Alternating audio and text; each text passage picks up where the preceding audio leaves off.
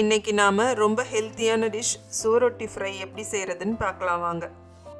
First ஒரு பேனில் 1 table spoon மிளகு, 1/2 ஸ்பூன் சோம்பு, 1/2 ஸ்பூன் சீரகம், கொஞ்சம் கருவேப்பிலை சேர்த்து ஃப்ரை பண்ணி ஆற வச்சு அரைச்சி எடுத்துக்கலாம்.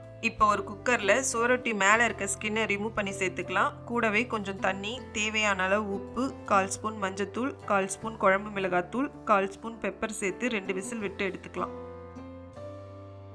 இப்போ வேக வச்ச சுவரொட்டியை சின்ன சின்ன பீஸாக கட் பண்ணி எடுத்துக்கலாம்.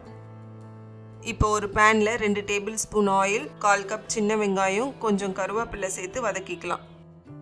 கூடவே 1/2 ஸ்பூன் இஞ்சி பூண்டு பேஸ்ட் சேர்த்து பச்சை வாசனை போகிற வரைக்கும் வதக்கிக்கலாம். இது கூடவே பாதி தக்காளி சேர்த்து கலந்து விட்டுக்கலாம். வெங்காயம் தக்காளி வதங்கினதும் 1/4 ஸ்பூன் மஞ்சத்தூள், கொஞ்சமாக உப்பு, 1/4 ஸ்பூன் குழம்பு மிளகாத்தூள் சேர்த்து கலந்து விட்டுக்கலாம். இது கூடவே கட் பண்ணி வச்ச சுவரொட்டி வேக வச்ச தண்ணி சேர்த்து 2 to 3 மினிட்ஸ் மீடியம் ஃப்ளேமில் குக் பண்ணிக்கலாம். ஃபைனலாக அரைச்சி வச்ச மிளகு பொடி 1 ஸ்பூன் சேர்த்து நல்லா கலந்து விட்டால் ஹெல்த்தியான சுவரொட்டி ஃப்ரை ரெடி.